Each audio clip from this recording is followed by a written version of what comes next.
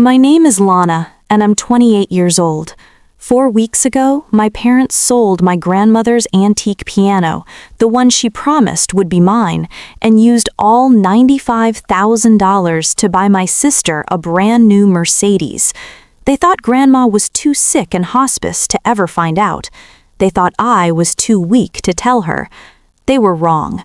When I finally told Grandma what they'd done, she didn't cry. She didn't scream.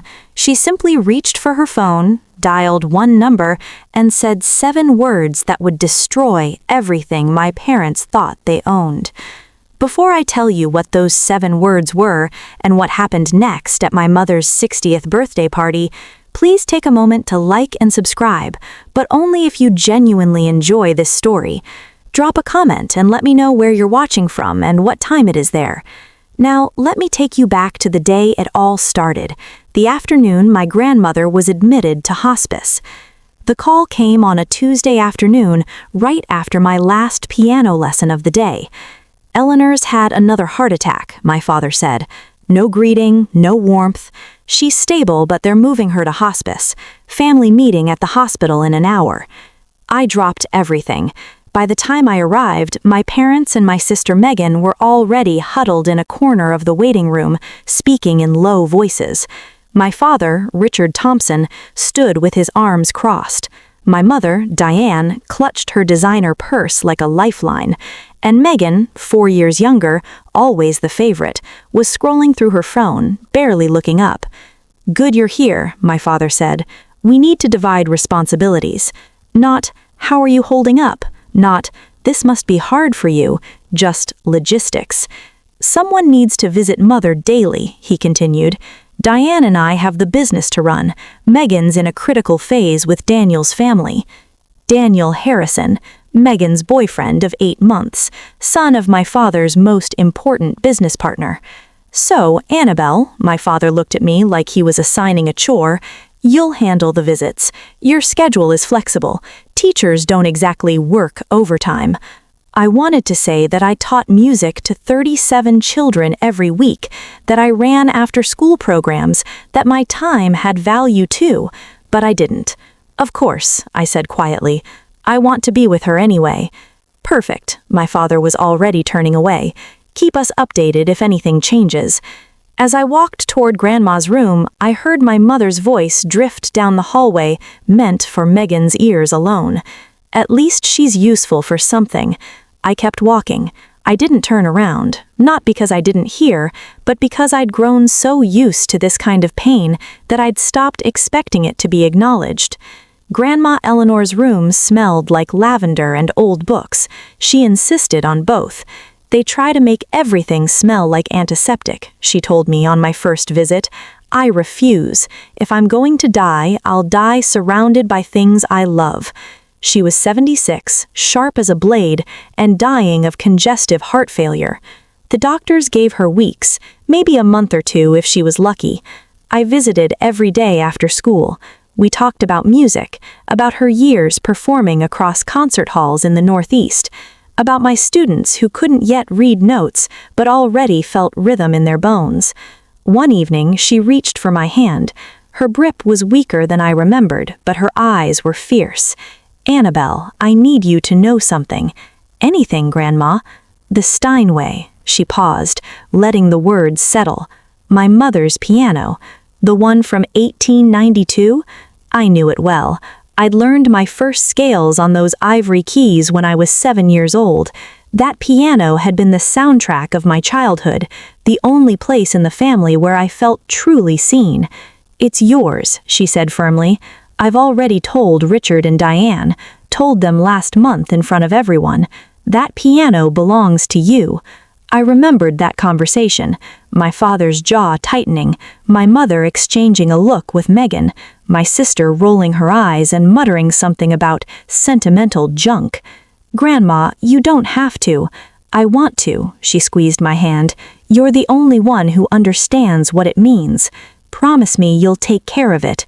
"I promise." She smiled then, a knowing smile that seemed to hold secrets I couldn't yet see. "There are some things more valuable than money, child, and some people who need to learn that lesson the hard way." 2 weeks later, everything changed. Grandma had asked me to bring some old photographs from her house, pictures of her performing days, images she wanted to see one last time. I still had a key, so I drove over after school on a rainy Thursday afternoon. The house was quiet, too quiet. I walked through the foyer, past the dining room, and into the living room where the Steinway had stood for 30 years. The space was empty. I stopped breathing. Where the piano should have been, there was nothing but a rectangular indent in the carpet, a ghost of something that had lived there for decades, now violently removed. My hands were shaking as I pulled out my phone. "Mom?" My voice cracked. "Where's Grandma's piano?" A pause, then my mother's voice, casual and dismissive. "Your father handled it. Adult matters, Anna. You don't need to worry about it." Handled it? How? Where is it? I said, "Don't worry about it, Mom." Click. She hung up on me. I stood in that empty living room for what felt like hours, staring at the indent in the carpet. The rain pattered against the windows. Somewhere in the distance, thunder rolled. I drove to my parents' house that evening.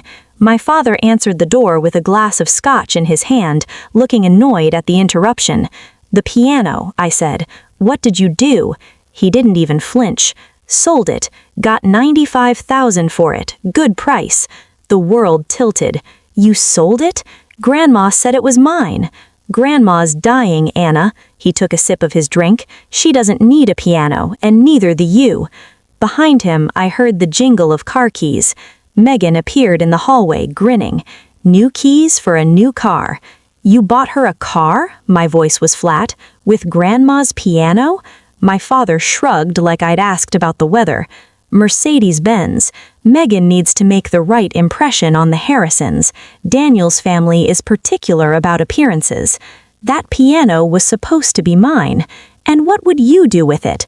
My mother appeared behind my father, arms crossed. "You teach children's music classes, Anna. You don't perform, you don't have the space. Megan needed that money for her future." Her future, I repeated the words, tasting their bitterness. Megan sauntered into the foyer, swinging her new keys like a trophy. "Don't be jealous, Anna. It's not a good look." She smiled, all teeth. "Maybe if you'd picked a better career, you could afford nice things too." I looked at my parents, at my sister, at the life they'd built, where I was always the afterthought, always the one whose needs came last. "Does Grandma know?" Silence. "Does she know you sold her piano?" My mother's face hardened. "She's in hospice, Annabelle. She's on morphine half the time. She doesn't need to know anything that might upset her." "You mean you don't want her to know?" "I mean," my mother stepped closer, her voice dropping to something cold and threatening, "that if you tell her and it causes her stress and something happens, that will be on you. Do you want to be responsible for killing your grandmother?" The accusation hung in the air like poison. I should have backed down. The old Annabelle would have, but something had shifted inside me. Something had finally broken. "Grandma has a right to know what happened to her property," I said quietly, "and I won't lie to her." I turned and walked out before they could respond. I didn't sleep that night. My apartment felt smaller than usual, a modest one-bedroom that my parents had always mocked as proof of poor life choices. I sat on my second-hand couch, staring at a framed photograph on the bookshelf. Grandma Eleanor at her final concert 20 years ago, her fingers poised above the keys, her face luminous with purpose. That same piano, the one they'd sold like it was nothing. My mother's words circled in my head. "If something happens, that will be on you." Was she right? If I told Grandma, would the shock hurt her? Would I be causing more pain in her final days? But then I remembered what Grandma had always taught me. "Truth can wound," she'd said once when I was 12 and didn't want to tell my parents I'd failed a math test. But lies always wound deeper. They just take longer. I pulled my knees to my chest and thought about the last 28 years. Every time I'd stayed quiet to keep the peace. Every time I'd accepted less because fighting felt futile. Every time I'd made myself smaller so my family could feel bigger. And where had it gotten me? Here, alone, invisible, watching them erase Grandma's wishes like her words meant nothing. If I stayed silent now, I wasn't keeping peace. I was becoming complicit. By 3 in the morning, I'd made my decision. Grandma deserved the truth. She deserved to know that her son had stolen from her, lied to her, and assumed she was too weak to matter anymore. And maybe, just maybe, I deserved to stop apologizing for existing. I set my alarm for early morning. I would go to hospice before school. I would tell her everything. Grandma was awake when I arrived, propped up against her pillows, watching the sunrise through the window. "You look like you haven't slept," she said softly. "I haven't." I pulled a chair close to her bed, took her hand. "Grandma, I have to tell you something, and it's going to hurt." Her eyes, still sharp despite everything, studied my face. "Then tell me." So I did. The empty space in her living room, the $95,000, the Mercedes-Benz gleaming in Megan's name, my father's casual dismissal, my mother's threat. I told her all of it, bracing myself for tears, for shock, for the kind of devastation that might break what was left of her fragile heart. Instead, Grandma Eleanor let out a long, slow breath. Not a gasp of pain, not a cry of betrayal, a sigh. The sigh of someone who had seen this coming. "Grandma," I whispered. She turned to look at me, and her expression wasn't grief-stricken. It was calm, almost resigned. "I knew this might happen, sweetheart." "You knew?" "I know my son." Her voice was steady. "I've watched him become this person for 40 years. I hoped he'd change, but I also prepared for the possibility that he wouldn't." My mind raced. Prepared how? She didn't answer directly. Instead, she reached toward her bedside table. "Hand me my phone, would you?" I passed it to her, confused. She scrolled through her contacts with surprising dexterity, found a name, and pressed call. Then she put it on speaker. 3 rings, then a man's voice, deep and measured. "Eleanor, how are you feeling?" "I'm dying, Harold, but I'm clear-headed, and it's time." A pause. "I understand. When?" "Sunday, Diane's birthday party, at my house. I'll prepare the documents." "Thank you, old friend." She ended the call and looked at me with a small, knowing smile. "Grandma," I stared at her. "Who is Harold?" "Harold Jennings." She set the phone down gently. "He's been my attorney for 30 years. He was your grandfather's closest friend." "You have your own attorney?" "I have many things your father doesn't know about, Annabelle." Her eyes twinkled despite the exhaustion etched into her face. "Richard assumes he understands everything about my affairs. He's always assumed that. It's his greatest weakness." I felt like I was standing at the edge of something vast, looking down into depths I couldn't see. "What's happening on Sunday, at Mom's birthday party?" "Justice." Grandma squeezed my hand. "Delayed, perhaps, but justice nonetheless." "I don't understand." "You don't need to understand everything yet." She leaned back against her pillows, suddenly looking more tired. "I just need you to do one thing for me." "Anything." "Come to the party, dress nicely, and bring your patience." A ghost of a smile. "The kind of patience I taught you when you were learning Chopin and wanted to throw the sheet music across the room." I almost laughed, despite everything. "That bad?" "Worse." Her expression softened. "But necessary. Your father and mother need to learn that actions have consequences, and I've spent 5 years making sure that when the lesson finally came, it would be unforgettable." 5 years? She'd been planning something for 5 years? "Grandma, what did you do?" She closed her eyes, exhaustion winning out. "I protected you, sweetheart, the way I should have protected you all along. I'm only sorry it took me so long to act." I sat with her until she fell asleep, my mind spinning with questions. Harold Jennings, Sunday, my mother's birthday party in Grandma's house. Something was about to change. I could feel it. I just didn't know what. Wear something that makes you feel strong. And no matter what happens, remember you are not the villain in this story. You never were. We said goodnight. I held the phone against my chest for a long time after she hung up. Tomorrow would change everything. I just had to be ready to let it. Sunday arrived with pale winter sunlight and the kind of crisp air that makes everything feel sharper. Grandma's house, my parents' borrowed house, looked almost festive. Someone had hung a happy 60th birthday banner across the porch. Cars lined the driveway and spilled onto the street. I parked at the far end and sat in my car for a moment, gathering myself. I'd chosen a navy blue dress, simple but elegant pearl earrings that Grandma had given me for my 21st birthday, my hair pinned back neatly, armor for a battle I didn't fully understand. Inside, the house buzzed with about 30 guests, aunts and uncles I saw only at holidays, neighbors from the old days, a handful of my father's business associates. I recognized Mr. Harrison near the fireplace, Daniel standing beside him with Megan on his arm. The living room drew my eye immediately. The corner where the Steinway had stood for 30 years was empty. Someone had placed a large potted plant there, trying to fill the void. It looked ridiculous, a leafy green apology for something that couldn't be apologized away. My mother stood near the dining table in a red designer dress, accepting compliments like a queen receiving tribute. My father hovered nearby, working the room with practiced charm, and in the far corner, almost invisible among the crowd, sat Harold Jennings. His leather briefcase rested beside his chair. He caught my eye across the room and gave an almost imperceptible nod. I nodded back. My Aunt Margaret, Grandma's younger sister, appeared beside me. "Anna, sweetheart, how is Eleanor really?" "Tired," I said honestly, but still sharp. She always was the smart one. Aunt Margaret's eyes drifted to the empty corner.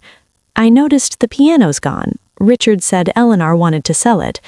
I opened my mouth to respond, but my father's voice cut through the crowd. "Everyone, if I could have your attention, please." My father stood in the center of the living room, crystal glass raised, commanding the space like he owned it, which I now knew he didn't. "Today, we celebrate 60 wonderful years of Diane Thompson." Applause.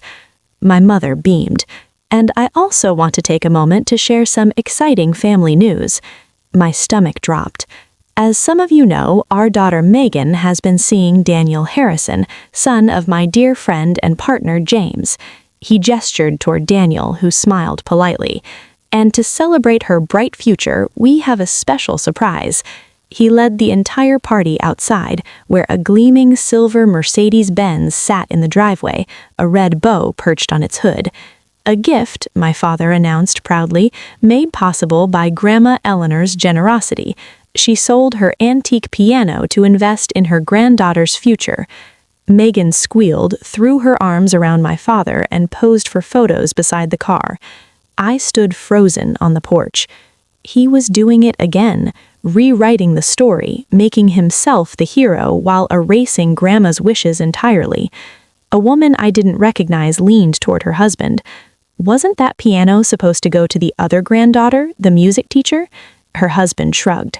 "Guess plans changed." Aunt Margaret appeared beside me, her face pale. "Anna, did Eleanor really agree to this?" Before I could answer, Megan spotted me and called out, her voice dripping with false sweetness. "Anna, come take a picture. Don't be jealous. I'm sure Grandma will leave you something too. Maybe her collection of old sheet music." Scattered laughter from the crowd. My hands were shaking, my vision blurred with tears I refused to let fall. And then, behind me, I heard the click of a briefcase opening. Everyone began filing back inside, but Aunt Margaret blocked my father's path. "Richard," her voice was steady, but I could see her hands trembling. "I need to ask you something." My father's smile didn't waver. "Can it wait, Margaret? We're in the middle of—" "Did you ask Eleanor before you sold that piano?" The question landed like a stone in still water. Conversations nearby stuttered to a halt. "Eleanor is in hospice," my father said smoothly. "She's not in a condition to make these kinds of decisions. We did what was best for her. I spoke with her this morning." Aunt Margaret's voice grew stronger. "She's clear-headed, Richard, completely lucid, and she told me you never asked her permission, you never even told her." More people were listening now. I saw Mr. Harrison frown, saw Daniel shift uncomfortably. My mother pushed forward, face flushed. "Margaret, this is my birthday. Let's not make a scene." "A scene?" Aunt Margaret laughed, but there was no humor in it. "Diane, your husband sold Eleanor's most precious possession without her knowledge and used the money for a car. If anyone's making a scene, it's not me." The room had gone quiet. 30 pairs of eyes ping-ponged between my aunt and my parents. My father's composure cracked just slightly. "This is a family matter. It doesn't need to be discussed in public." "Actually," a new voice said from behind us, "I think public is exactly where it needs to be discussed." I turned. Harold Jennings was standing now, his briefcase open, a folder of documents in his hand. He walked toward the center of the room with the calm authority of a man who had done this 1,000 times. "Good afternoon, everyone. My name is Harold Jennings. I'm Eleanor Whittemore's attorney." My father's face went white. The silence was suffocating. Harold positioned himself near the empty corner where the piano used to stand, a choice that felt deliberate. "I apologize for interrupting the celebration, but Eleanor Whittemore has asked me to address some urgent matters regarding her estate. Given the circumstances, she felt it was important that her family and those close to them hear this directly." My father found his voice first. "My mother has an attorney." "Since when?" "Since 30 years ago, Richard." Harold's tone was polite but cutting.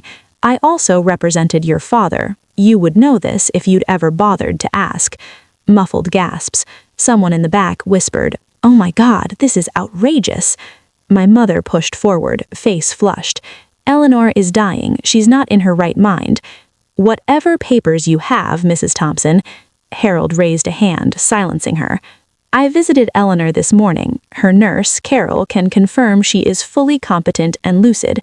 She dictated specific instructions for today's meeting." He opened the folder and removed a document. "Now, I understand there's been some confusion about property ownership, so let me clarify." He held up the paper. "This is the deed to the house we are currently standing in." I watched my father's face drain of color. "Notice the name on the deed. Eleanor Whittemore, not Richard Thompson, not Diane Thompson." Harold paused, letting the words sink in. "This house has never been transferred. It was never gifted. Your parents have been living here rent-free for 10 years at Eleanor's generosity, nothing more." The room erupted in whispers. My father grabbed the edge of a chair, steadying himself. Megan stared at her father, confusion and panic warring on her face. And Harold Jennings wasn't done. "That," he said quietly, "is just the beginning. If you're still here, I'm guessing you're holding your breath the same way I was in that moment.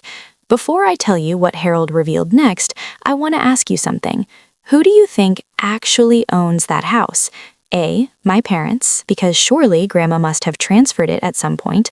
B, Grandma, because there's been a secret all along. Me, because the biggest twist is yet to come. Drop your answer in the comments, then keep watching to find out." My father's voice cracked. "This is impossible. Mother said the house was ours. She promised. She promised you could live here." Harold set the deed on the dining table where everyone could see it. "She never promised ownership. There's a significant legal difference, Mr. Thompson." I watched the realization spread through the room like wildfire. Mr. Harrison took a small step back from my father. One of the neighbors exchanged a knowing glance with her husband. "For 10 years, Harold continued, you've enjoyed this property without paying rent, utilities, or property taxes, all covered by Eleanor's accounts. You've treated it as your own. You've even made modifications without permission." He glanced at the modern light fixtures my mother had installed last year. "Legally, you are tenants at will, and the property owner has the right to terminate that arrangement at any time." "You can't be serious." My mother's voice was shrill. "We've lived here for a decade. We've invested in this house." "Invested without authorization." Harold's expression didn't change. "Any improvements you've made without written consent belong to the property owner, Eleanor Whittemore." Megan grabbed Daniel's arm. "This is insane. Dad, tell them this is some kind of joke." My father couldn't speak. He was staring at the deed like it was a death warrant.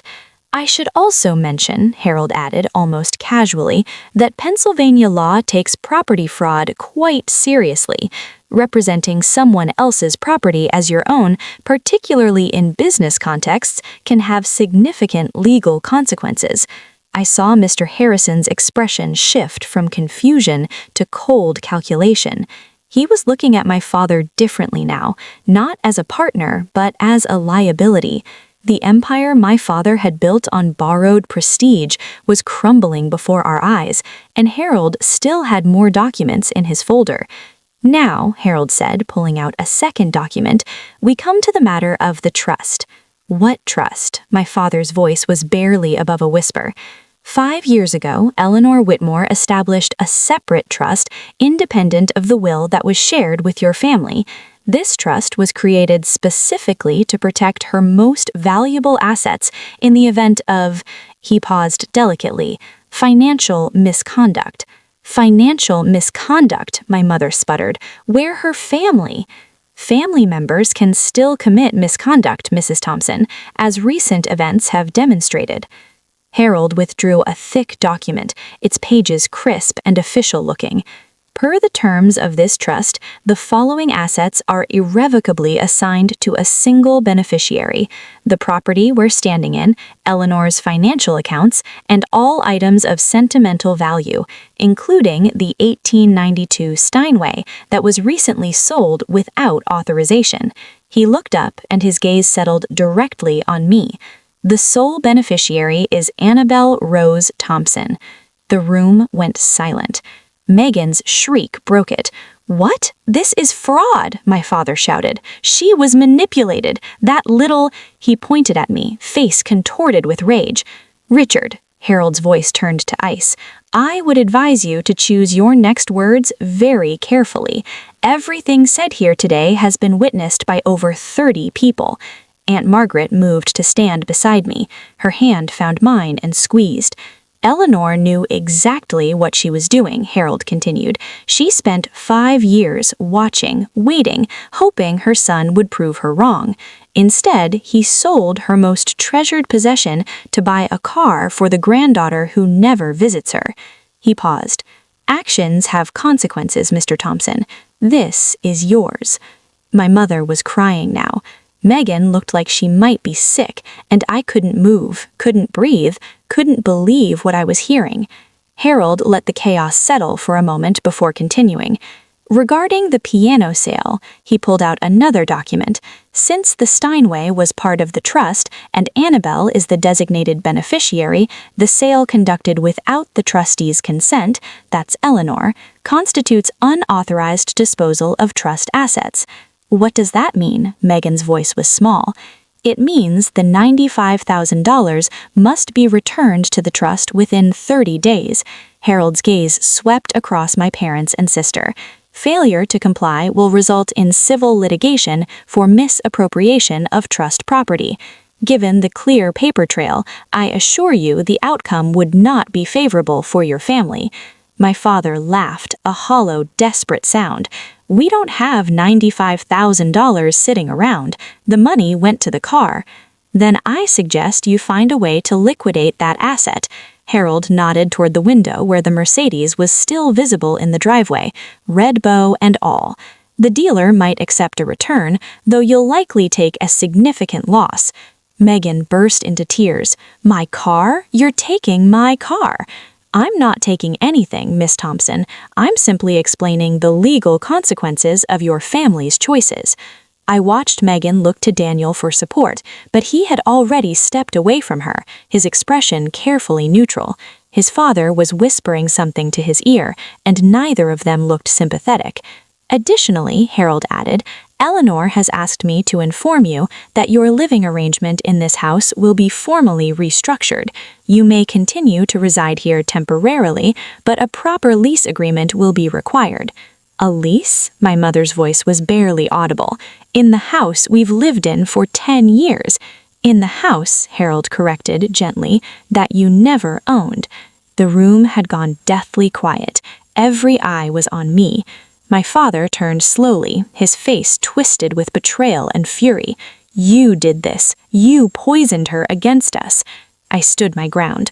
No, Dad, I didn't do anything. My voice was steadier than I expected. Grandma made these decisions 5 years ago, before I knew anything about them. I only found out this week. Liar! My mother's voice shook with venom. You've always been jealous of Megan, of our family's success. This is your revenge. Revenge? I felt something cold and hard crystallize inside me. I didn't sell Grandma's piano without asking her. I didn't spend the money on a car for myself. I didn't lie to everyone about what happened. I stepped forward, looking directly at my mother. I'm not the one who said at least she's useful for something when I agreed to visit Grandma every day. I'm not the one who hung up on me when I asked questions, and I'm not the one who threatened me, saying I'd be responsible for killing Grandma if I told her the truth. Gasps rippled through the crowd. Aunt Margaret's hand tightened on mine. I spent 28 years being invisible in this family. My voice didn't waver. I accepted it because I thought that that's what love required. Shrinking yourself to make others comfortable. I looked at my father, at my mother, at Megan still crying over her doomed Mercedes. But Grandma taught me something different. She taught me that loving yourself means standing up for what's right, even when it cost you everything. I took a breath. So here's what I want you to understand. I'm not apologizing anymore. I'm not staying silent anymore, and I'm done pretending everything is fine when it isn't. The room was absolutely still. After the crowd began to disperse slowly, awkwardly, with whispered goodbyes and avoided eye contact, Harold pulled me aside. Annabelle, we need to discuss next steps. I nodded, still feeling surreal, like I was watching myself from outside my body. Legally, you have several options. He spoke quietly, so only I could hear. You could demand immediate eviction. Given the circumstances, your grandmother would support whatever you decide. I looked across the room at my parents. My father had collapsed into a chair, head in his hands. My mother stood frozen by the window. Mascara streaked down her face. Megan had disappeared, probably outside mourning her Mercedes. They looked broken. Part of me, a small, wounded part, wanted to twist the knife, to make them feel every ounce of the pain they'd caused me over 28 years. But that wasn't who I wanted to be. I don't want to throw them out, I said slowly. Not immediately. Harold raised an eyebrow. Are you certain? Yes. I took a breath. Here's what I want. The $95,000 gets returned within 90 days, not 30. I'll give them time to sell the car and figure things out. They can stay in the house with a formal lease agreement at a minimal rent. After Grandma, I swallowed hard. After she passes, they'll have 12 months to find somewhere else to live. That's remarkably generous given everything. Maybe, I met his eyes, but I'm not doing this to punish them. I'm doing it because it's right and because I refuse to become the kind of person they are. Harold studied me for a long moment. Then he nodded, a hint of respect in his expression. Your grandmother said you'd respond this way. She's very proud of you, Annabelle. I know. My voice cracked. I know she is. The agreement was drafted right there on the dining room table, witnessed by Aunt Margaret and 2 of the remaining guests. My father signed without looking at me. My mother's hand shook so badly she could barely hold the pen. Neither of them said a word. By the time the last signature was in place, the house had emptied. Mr. Harrison and Daniel had left without saying goodbye. I later learned Daniel had driven away while Megan was still outside crying. The birthday cake sat untouched. The banner drooped sadly over the front porch. Aunt Margaret hugged me tight before leaving. You did the right thing, sweetheart. Eleanor would be so proud. She is proud, I said softly. I talked to her this morning. As if on cue, my phone buzzed. A video call request from Grandma's hospice number. I answered, walking to the empty corner of the living room where the piano used to be. Her face appeared on screen, pale but peaceful. Nurse Carol was visible in the background, smiling. My brave girl. Grandma's voice was weak but warm. How do you feel? Terrified, I admitted, and relieved and sad all at once. That's how courage feels, sweetheart. It's never comfortable. I didn't throw them out. I gave them time. I know, Harold texted me. Her eyes glistened. You're a better person than they deserve, Annabelle, but that's why I chose you. I pressed my hand against the screen, wishing I could hold her hand instead. Thank you, Grandma, for everything, for protecting me. Don't thank me, she smiled, but it was tinged with sorrow. Just live well, play music, be happy. That's how you thank me. I will. I know you will, sweetheart. She closed her eyes. I know you will. A lot of you are probably thinking, so that's it? Did your parents ever change? The honest answer is complicated.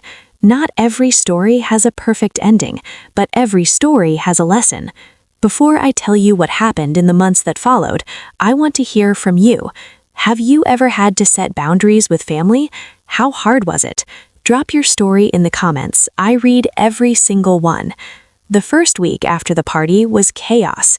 News travels fast in small social circles, and the story of what happened at Diane Thompson's 60th birthday spread like wildfire. My father's business partners suddenly became unavailable for meetings. Old friends stopped returning calls.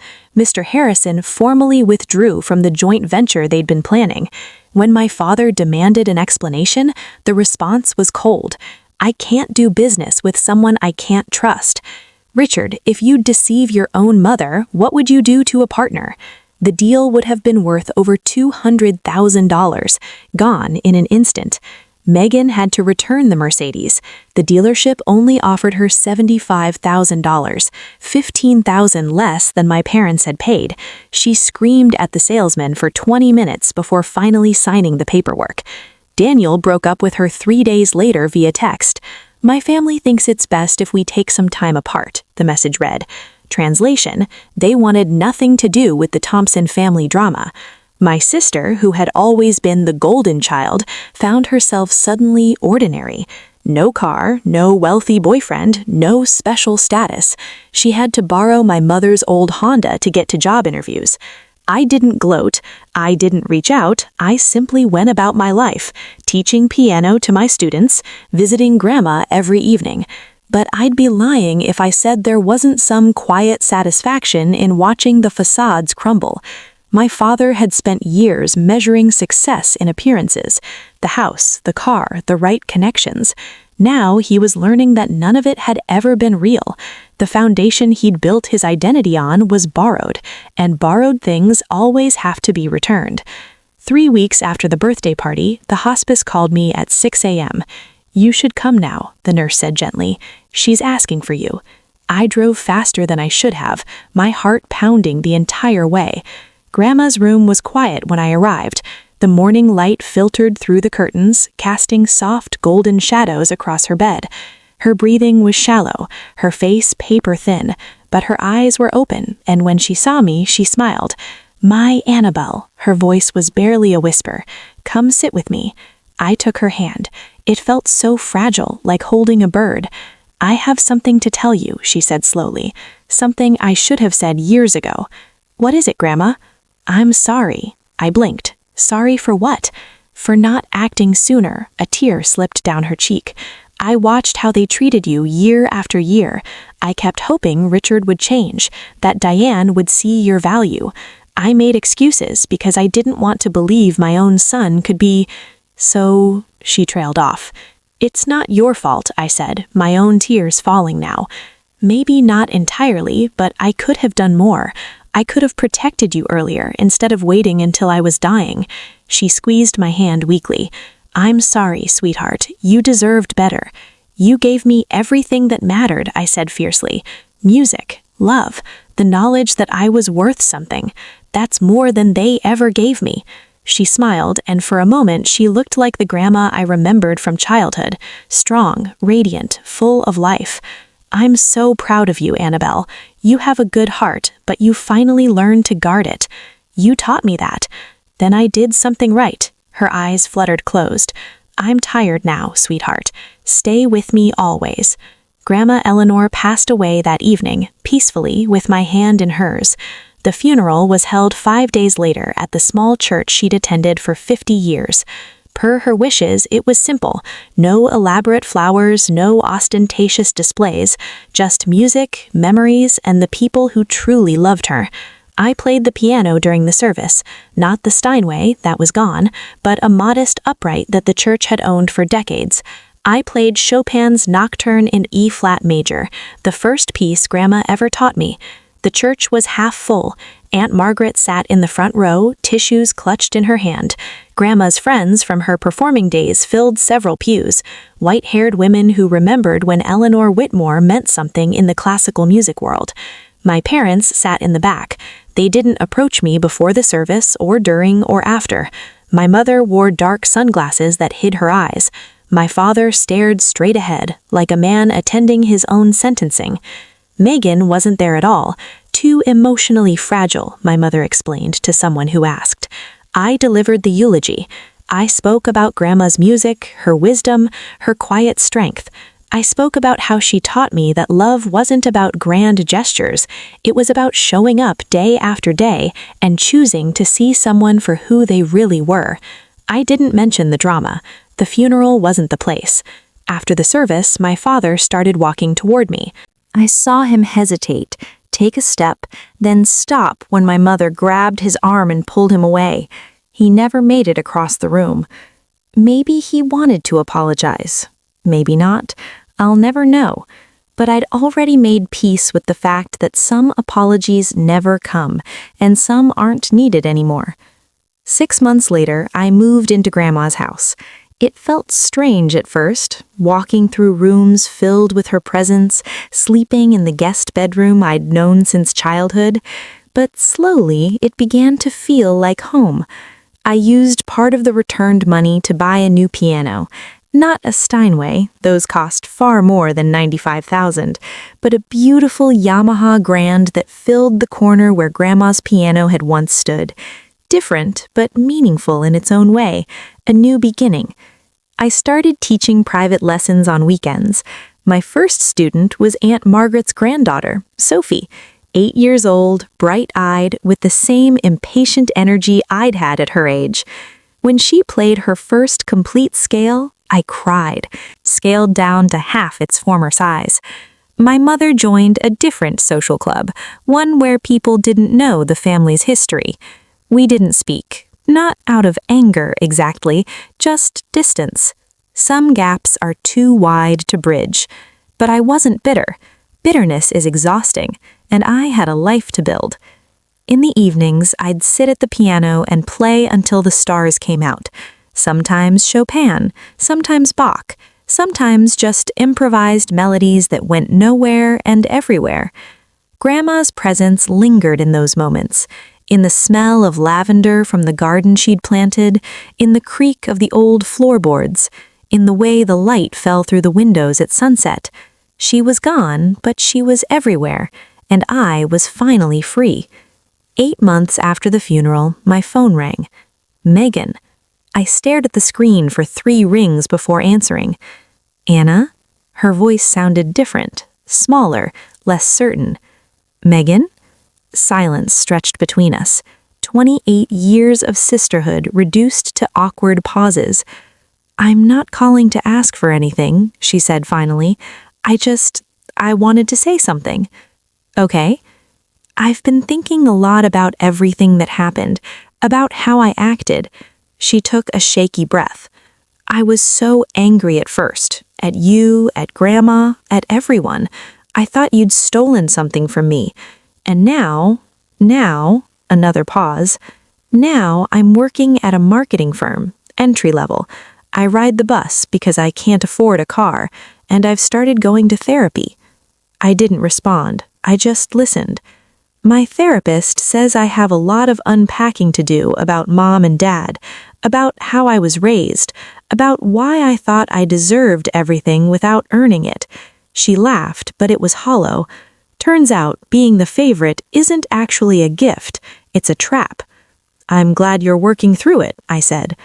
I'm not asking you to forgive me, her voice cracked. I don't deserve that. I just wanted you to know that I understand now why you did what you did, why Grandma did what she did. Grandma loved you too, Megan. She just couldn't reward behavior that hurt other people. I know, a sniffle. I know that now. We sat in silence for a moment. If you ever want to talk, I said slowly, I'm willing to listen, but trust takes time to rebuild. I understand. Good. We hung up without saying goodbye, not out of coldness, but because neither of us knew how. Some doors once closed open slowly, but they can still open. It's spring now, a full year since Grandma entered hospice. Tonight I sit at my piano as the sun sets over the garden. The windows are open and a warm breeze carries the scent of jasmine and freshly cut grass. I play Grandma's favorite nocturne, the one she performed at her final concert 20 years ago. The notes drift through the empty house, filling the silence with something softer. I think about everything that's happened, the betrayal, the reveal, the boundaries I never thought I'd have the courage to set. I think about Grandma, her strength, her patience, her quiet determination to protect me even when I didn't know I needed protecting. I think about my parents in their small condo, rebuilding a life that will never be quite what they imagined. About Megan riding the bus, learning for the first time what it means to earn something. I don't hate them. Hate takes too much energy. But I don't need them anymore either, and that's a kind of freedom I never expected to find. The nocturne ends. The final notes hang in the air, then fade into the evening quiet. I look at Grandma's photograph on the piano, her at 60, radiant, fingers poised over the keys of the Steinway. I'll never play again. I'm doing okay, Grandma, I whisper. I'm more than okay. Somewhere, I like to think she hears me. I close the piano lid, stand, and walk to the window. The stars are just beginning to emerge in the darkening sky. I don't have the original piano. I don't have the family I thought I had. But I have something better. I have myself. I have boundaries. I have a life. One built on truth instead of silence. And that's the real inheritance Grandma left me. And that's my story. Thank you for staying until the end. If this resonated with you, if you've ever had to stand up for yourself in a family that made you feel invisible, I want you to know you're not alone. Setting boundaries isn't selfish, it's how you honor your own worth. Hit like if this story meant something to you.